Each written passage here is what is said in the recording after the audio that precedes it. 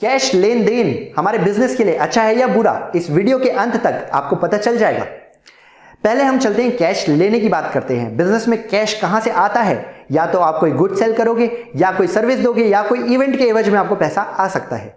जब पैसे आने की बारी आती है तो इनकम टैक्स यहां पे बोलता है कि 2 लाख रुपए से ऊपर अगर आप कैश लेते हैं तो आपको 100% पेनल्टी का सामना करना पड़ सकता है। यह नियम यह है कि अगर एक दिन में एक पर्सन से एक ट्रांजैक्शन के लिए आप 2 लाख से ऊपर ले रहे हैं तब यह पेनल्टी का सामना करना पड़ेगा। अदरवाइज अगर आप मल्टीपल डे में ले रहे हैं, या अलग अलग ट्रांजैक्शन के लिए ले रहे हैं, या अलग अलग व्यक्ति से ले रहे हैं तो यहां पे कोई भी पेनल्टी का सामना करना नहीं पड़ेगा, ये अलाउड है। ये तो था हमारा कैश लेने की बारी। जब बात कर रहे थे हम तो हम सेल की बात कर रहे थे।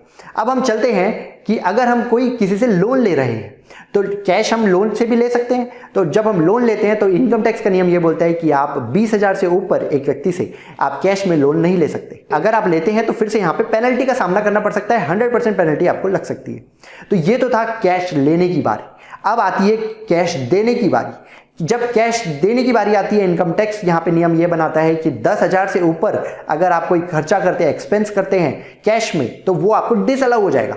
डिसअलाउ हो रहा है, यहां पे कोई पेनल्टी नहीं लग रही है, यहां पे डिसअलाउ हो रहा है। और वो भी तब हो रहा है कि आप एक दिन में एक व्यक्ति से एक ट्रांजैक्शन के लिए यहां पे 10,000 से ऊपर आप कोई खर्चा कर रहे हैं तो यहां पे वो डिसअलाउ कर रहे हैं। और डिसअलाउ का मतलब ये होता है कि वो आपके प्रॉफिट में जाके ऐड हो जाएगा। प्रॉफिट में जाके ऐड होने का मतलब ये होता है कि उसके ऊपर आपको टैक्स पटाना पड़ेगा जो आपके ऊपर एप्लीकेबल। अगर स्लैब रेट है, कोई टैक्स नहीं पटा रहे हैं, 2.5 लाख से अंदर है, 0% पे हो तो 0 टैक्स लगेगा, 10% पे हो तो 10%, 5, 10, 20, 25, 30 इस तरीके से ब्रैकेट्स में आप किसी में भी फॉल करते हैं तो आपके ऊपर वो टैक्स लग सकता है।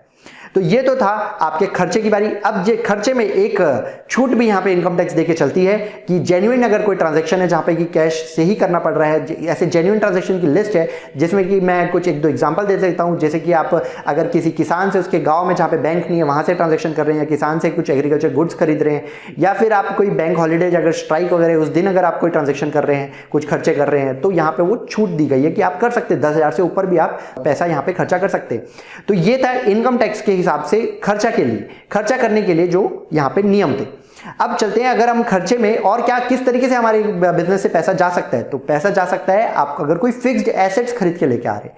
फिक्स्ड एसेट्स अगर कोई एसेट खरीद के ला रहे हैं तो यहां पे इनकम टैक्स आपको वो कॉस्ट में ऐड करने नहीं देगा। 10,000 से अगर ऊपर आप अगर फिक्स्ड एसेट्स खरीद के लेके आ रहे हैं कैश में तो कॉस्ट में ऐड करने नहीं देगा, मतलब डेप्रिसिएशन नहीं मिलेगा। डेप्रिसिएशन नहीं मिलेगा मतलब आपको फिर से वो आपकी इनकम बढ़ जाएगी। इनकम बढ़ जाएगी मतलब आपके ऊपर वो टैक्स लग सकता है जो भी आपके ऊपर एप्लीकेबल है। तो मतलब यहां पे कोई पेनल्टी नहीं लग रही है। कैश देने के समय यहां पे कोई पेनल्टी नहीं लग रही है। कैश लेने के समय भी बस पेनल्टी थी, वो भी उसमें कुछ नियम थे। एक दिन में एक ट्रांजैक्शन एक व्यक्ति से कर रहे हैं तो कैश ट्रांजैक्शन से एकदम व्यापारी एकदम घबरा से जाते हैं। तो घबराना नहीं है। जब भी अगर आप कोई कैश ट्रांजैक्शन कर रहे हैं इस वीडियो को जरूर देखिए, आपको उससे क्लैरिटी मिल जाएगी और उसके बाद आप यहाँ पे अपना कैश ट्रांजैक्शन को कर सकते हैं। तो ये थे नियम यहाँ पे इनकम टैक्स के हिसाब से। और जब अगर आप जीएसटी के हिसाब से अगर हम देखें तो जीएसटी यहाँ पे कोई नियम कानून नहीं है। जीएसटी के हिसाब से आप कितना भी लेन देन कैश में कर सकते हैं। बस यहाँ पे आप ये ध्यान दीजिए, अगर 50,000 से ऊपर अगर आप किसी को कैश सेल कर रहे हैं तो उसकी सारी जानकारी आप नोट करके रख लीजिए। बाकी आप बेफिक्र यहाँ पे ट्रांजैक्शन कर सकते हैं। तो अब बिना घबराए इस वीडियो को देखने के बाद आप कैश ट्रांजैक्शन कर पाएंगे, बस लिमिट पर रहकर। बिना लिमिट के आप यहाँ पे नहीं कर पाएंगे। धन्यवाद।